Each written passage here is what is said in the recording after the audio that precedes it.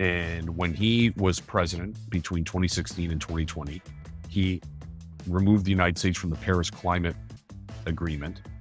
75% of all power that came online between 2016 and 2020 were renewables. So even though Donald Trump pulled out of the Paris Climate Agreement and want to stop climate change, the American people and American business did not. Not everyone makes the news, but behind every growth-driving experience, product, and transformation are experts who shape the outcome. Welcome to Behind the Growth, a podcast for digital leaders and those aspiring to become one. Each episode features a candid conversation with a remarkable individual. Join us as we focus on their struggles, wins, and lessons learned you won't find anywhere else. Let's get started. I'm your host, Imran Mian. Generally, my episodes are focused on technology and how that relates to the Canadian and global landscape of the tech sector. But today we're going to be talking about something that's very, very important to not just the tech sector, but our citizens, governments, and stakeholders across the globe. I'm very pleased to introduce my good friend, Vince Gasparro, who was formerly the Managing Director and Head of Sustainable Finance at Roynet Capital, Scotiabank, where he provided strategic direction, leadership, and oversight for sustainable finance within Canadian business banking. He has also served former Prime Minister Paul Martin as Special Assistant. His background crosses all levels of government, following on his appointment by the Government of Canada to join the official delegation to the United Nations Climate Change Conference, also known as COP26. Vince was once again appointed to join the official delegation to COP27 and COP28. Without further ado, let me welcome Vince. Welcome to our podcast this morning. Well, thanks for having me, Imran, and thank you for that kind introduction. I look forward to spending the next while together. And yeah, you're right. The challenges we face from a climate perspective is daunting, but it's solvable. And I think if we listen to a lot of the noise out there, it seems like we're doomed. And I'm an eternal optimist, and we have really smart people trying to solve this problem, and I think we're going to get there. But 100%. Yeah. So before we get into the topic of, climate crisis, climate disaster, climate change, all those titles that we use to describe the nature of what we're going through in terms of the climate, let me just briefly spend a few minutes talking about who Vince is. We talked briefly about your professional background, but for our audience, just help us understand your journey, where you started and Sure. where you're at today. Well, sure, I'd love to do it. So I was born and raised in Toronto, North York in particular. So for your viewers who aren't from Toronto, that's sort of the top end of the city of Toronto. Born and raised here, live here with my wife and two daughters. I, went to York University for my undergrad, went to the London School of Economics, and also where I got a master's in political economy. And I did an MBA, executive MBA down at Villanova University, which I have to say, go Wildcats. I'm a basketball fan. And also I'm a big Toronto Maple Leafs fan, which I can hear the boos coming from your Absolutely, your 100%. viewers now. So, but yes, die hard and heartbroken Leaf fan for the 45 years I've been on this planet. So anyways, yeah, my career has sort of spanned both finance and government. You touched on it a little bit in my bio. And, I can say that my passion for the environment has always been there. And I learned while frankly working for Prime Minister Martin that the only way we're going to solve some of the big problems that the world faces is if there's that partnership, that sort of public-private partnership between government and business, as well as the not-for-profit sector and academia. No one group can do it on its own. a lot of the problems we face, and, we've seen it over the last 10 or 15 years, be it financial crises, 2008, pandemic, COVID-19, environmental disasters, all of the issues that we see around the world are just big problems, and they move more quickly now than ever before. And like I said, one government can't do it on its own. There needs to be collective action and partnership to solve some of these big problems. And I learned that watching Prime Minister Martin and some of the folks around him talk about these big issues, trying to manage significant problems. And I don't want to rewind the tape, and we can talk about some of the issues that Prime Minister Martin and Finance Minister Martin had to deal with. But I learned a great deal by watching him, and I sort of picked up that sort of passion to try to deal with these problems. And I worked for a large private equity fund for about 12 years, 7 of those years within climate finance back in sort of 2009 and 10. And I picked up a passion for it. So I've been very fortunate. Amazing. Good for you. Good for you. You touched briefly on the stakeholders. There's the governments, the policy piece, there's citizens, there's the private sector. So before we get into how to solve it, let's spend a minute or two just framing what the problem statement is. What we've been hearing about climate change for decades now. What is it, and where are we at from a global standpoint on climate change? So, great question. So climate change is, in its simplest form, the increase of greenhouse gas emissions into the atmosphere, which warm the planet. And by warming the planet beyond a critical point, and the science says more than 2 degrees rise in global temperatures will have catastrophic impact on our ecosystems, and biodiversity loss. And we can spend some time talking about that. I'm also on the board of the World Wildlife Fund, and that's something that we see a great deal of. Strain on our food system and food supply, rising sea levels, which folks have spoken about and talked about some of the risks associated with that. And we've seen some of those crises develop globally. Wildfires, and we saw some of the devastating wildfires along the western seaboard, and this past summer here in Canada, significant amount of wildfires, historic amount of wildfires, and the impact to air quality. And all of these problems that come from rising greenhouse gas emissions don't stay contained within one border. A wildfire doesn't respect the border between Canada and the United States, or the border between British Columbia and Alberta. That's not how it works. So that's why we need this collective action. And this is why it becomes a global challenge, not just correct confined by borders. That's exactly right.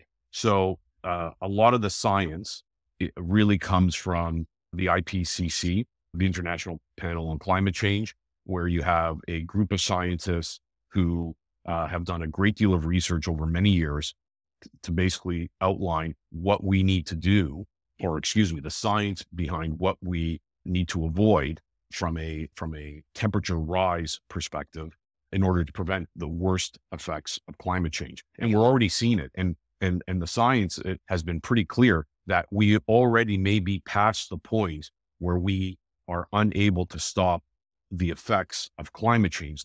The piece that we're trying to solve for at this point, Imran, is solving for the worst absolute scenario, where you see the collapse of our food supply, and the rising of sea levels, and the impact on human life and infrastructure.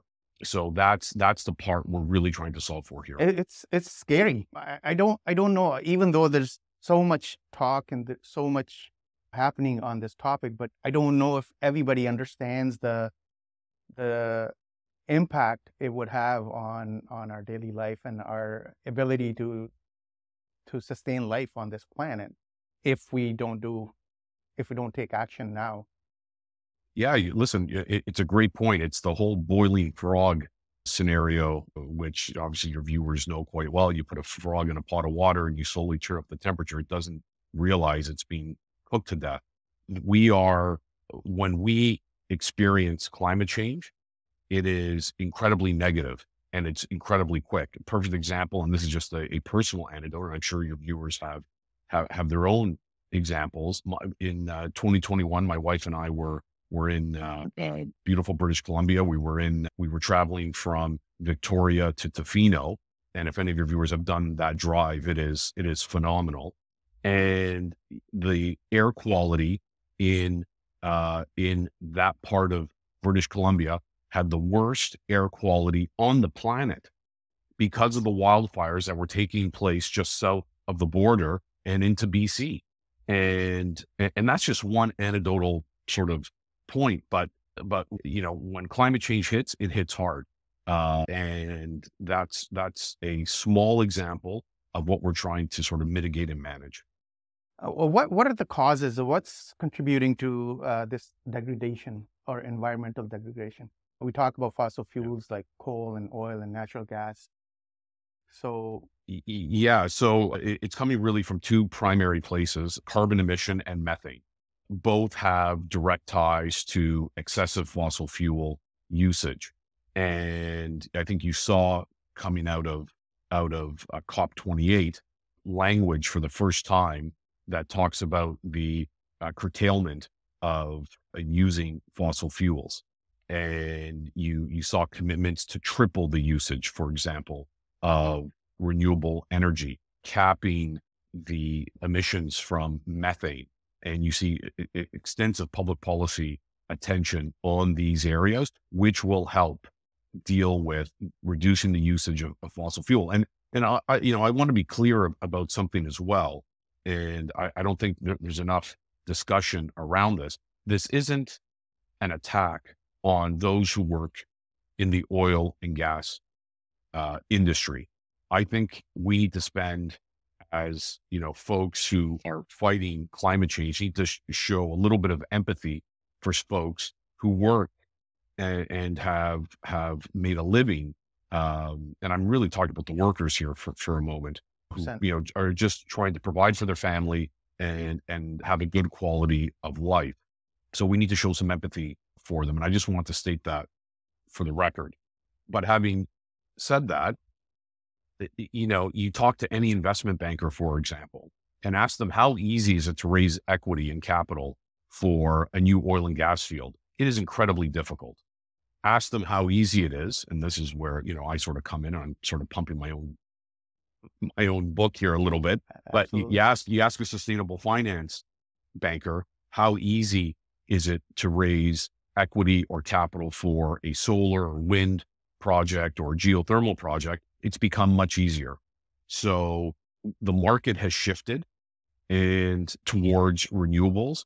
And, actually the UN climate conference, an interesting stat was mentioned, and they talked about, what is if Donald Trump becomes president, will he be able to stop this shift or stall it? And when he was president between 2016 and 2020, he removed the United States from the Paris Climate Agreement. So, he did what he could to stop the transition to a low carbon environment.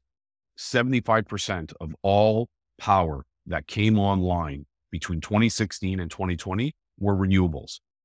So even though Donald Trump pulled out of the Paris Climate Agreement and want to stop climate change, the American people and American business did not. So no one is going to be able to stop this shift. The question is, how gradual will it have to be, or how quickly do we need to continue to move forward in terms of accelerating the transition? Will be based on, sort of how bad things get on from an environmental perspective, meaning there'll be more urgency put to it the more climate issues we continue to see. And I'd rather be in a world where we are making that transition as easy as possible for people and not trying to come up with drastic public policy initiatives and huge shifts quickly, which impact and harm people. So I'd rather see that a quick but gradual shift rather than abrupt changes, because environmental degradation has just increased so quickly that we're left with no choice. That's a great segue into my next question, which is, so we now understand the scale of the challenge that we're dealing with. I guess my next question is, what is the cost of doing nothing from here onwards? And who are the stakeholders? How do we make this transition as smooth and as quick as possible? Who are the stakeholders? I know policy is one, private sector. So how does it all come together and we get on the same page? Great question. So in terms of coordination, I think what happens at the UN climate conference every year is incredibly helpful. I think Mark Carney does deserve significant credit in terms of bringing together back in Glasgow the 450 largest financial institutions and asset managers who collectively control about $130 trillion worth of assets, who all committed to going net zero and following the Paris Climate Agreement. Can you just expand on the net zero? We keep hearing about net zero by 2050. What does that mean? Yeah, so basically it means that the carbon we emit is on a net basis zero. So it's not an absolute zero, right? Is impossible. But it balances out. Yeah, it balances out. That's exactly right. So Mark Carney deserves a great deal of credit bringing these financial institutions together and attempting to mobilize that capital to fund this transition to a net zero economy. And in terms of like the IMF, the IEA have come up with a figure in order for the world to transition to a net zero economy over the next 30 years will take about $100 trillion over 30 years. So an incredible amount of capital. And like I said, government can't do it alone. So you need government, you need the private sector, you need the science to back it up. And you're seeing that from the IPCC. Again, I apologize for the acronyms, the IPCC. And you're going to have folks who from academia and the not-for-profit sector supporting, and all of us together, we will get there. Like I said, I started off this conversation about saying I'm an optimist. We will solve this problem. I just want to make sure that we try to solve it before, like I said, we need to take drastic action and people's livelihoods are impacted incredibly negatively. So that's what I'm trying to avoid by some of the work that I'm doing. You briefly mentioned that it's very easy these days to fund green initiatives versus the traditional energy sector. What role, in your opinion, could innovation play in all this, and what are the solutions or options that are alternative to fossil fuels? Yeah, great question. So I think there's first of all, the climate tech is a incredibly important piece for what we're trying to achieve. The IMF has specifically said that climate tech will play a significant role in what we're doing. And you're seeing, for example, greater yields out of solar panels. Even though there's a great deal of debate around carbon capture and storage, it will play a role. Small scale nuclear reactors will play a role. If we're really trying to solve the problem, we're going to have to be comfortable with a sort of multi-pronged solution or solutions to this very dynamic problem. So like there's certain people who are just anti-nuclear, will always be anti-nuclear, and that's fine. But if you're trying to solve you're trying to follow the carbon and solve for that 2 degrees Celsius or maintaining a 2 degrees Celsius increase or less, then nuclear will play a role. it provides baseload power. You need it at this point. Carbon capture and storage. We're not going to get off oil and gas anytime, anytime, any reasonable sort of amount of time, in any reasonable amount of time. So with the existing oil and gas that's online, trying to bolt on carbon capture and storage will be important. That's technology that we're going to need. Battery storage, improvements in battery storage are going to be critical. Bolting on battery storage with solar and wind is part of the solution. As we know, being in Canada, the sun doesn't always shine, the wind doesn't always blow. So having that bolt-on support from battery storage will be important. So again, it's a multi-pronged solution. Geothermal will play a role, and there's a massive amount of technological innovation that's going into these different areas. EVs, EV infrastructure. I mean, just speaking of EV, I was talking to one of my counselors just earlier this week. We talked about, if everybody went to an EV transition, like they bought an electric vehicle, the city wouldn't have the grid, the infrastructure to be able to support it. So that's a huge other topic that we need to be thinking about. It goes back to then, how do you finance the infrastructure, the key pieces to bring it all together? But we don't have enough time to get into that. But I'm glad you raised that, Imran, and I know we're sort of running out of time here, and I apologize, but a couple of points. So Doug Ford came into, and I don't want to turn this into politics, but I'm going to. Doug Ford came into office, canceled all the solar and wind power generation that was coming online that he could. He couldn't cancel existing contracts that were in place because it would have bankrupted the province, but he canceled the ones that were just about to come online.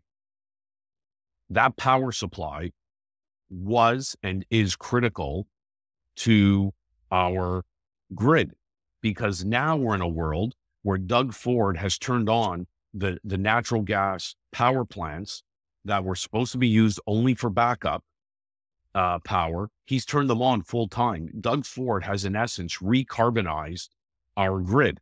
And when you think about previous Liberal governments who shut down coal-fired power plants, who decarbonized our grid, dropping asthma rates in kids by 60%, that's one of the benefits of taking strong climate action. Doug Ford has actually recarbonized our grid, and which will put human health in jeopardy. Again, you'll see for sure, you're going to see an increase in asthma rates again in kids, and it's going to impact our environment. And now Doug Ford is talking about, maybe we'll start looking at solar and wind again. It's like, it's this is what happens when you sort of have government making decisions, making it up as they go along. And it's a significant problem. So, well, I know we're coming up on time. Just briefly, if you wanted to give advice to small to medium enterprises or large enterprise organizations across Canada and North America, because we talked about different stakeholders, government policy is one, but every corporation, every citizen has a role to play in this solution, right? So what advice would you give to organizations? What steps should they be taking? What type of innovation should they be looking at to make sure that they are moving in the right direction? I think that's a great question. So, I'm not going to get into bore everyone about scope 1, scope 2, scope 3, sort of analysis. But what I would say to small and medium-sized businesses is start with the low-hanging fruit in terms of what investments can you make in terms of decarbonizing, for example, your CapEx, your physical surroundings that will do what's right for the environment and also save you money. So perfect examples like building retrofits. There are companies out there that will come in and they provide energy as a service. They'll come in and they'll audit your building. And so they'll say, look, we'll replace your windows, your HVAC system, we'll put in LED lights and, basically provide a full wrap of energy services to your physical infrastructure. They look at your energy bills and says, it's going to save you 90%, or 80% or 50%, whatever the percentage is on your bill. And they say, we'll come in and we'll finance 100% of it. It won't cost you a dime, but we keep the majority of the savings until we recoup our costs. After which point it then reverses. You keep 90% of the savings, or the overwhelming majority of the savings, and we keep a small amount of that savings for a period of time. That is like low-hanging fruit, and it saves the small and medium-sized business significant money, while at the same time doing what's right for the environment. Like, that is like point one. And that is very easy to do. Lots of companies out there provide that service. There are a few that actually have gotten some financing from, like, the Canada Infrastructure Bank, for example, and others. And that would be the sort of quick bit of advice I would give. Decarbonize and improve the economics of your physical surroundings. That's the easiest thing to do. Thank you very much, Vince. We unfortunately have to wrap it up, but thanks for sharing your insights. Obviously, this is such a large topic that we can't possibly address every aspect of it in 30 minutes. I'd love to bring you back some other time and continue to talk about this important issue. To our viewers, thank you for tuning in. We will be back with another episode of Behind the Growth. I wish you good health and the best in 2024. Take care. Bye for now. Thanks for listening to Behind the Growth. If you enjoyed this episode, make sure to follow along on Apple, Spotify, or your favorite podcast app. This podcast is brought to you by mobileLIVE, a team of digital experts bringing intelligence and efficiency to how businesses sell, serve, and save. For more episodes of Behind the Growth, please visit mobilelive.ca/podcast.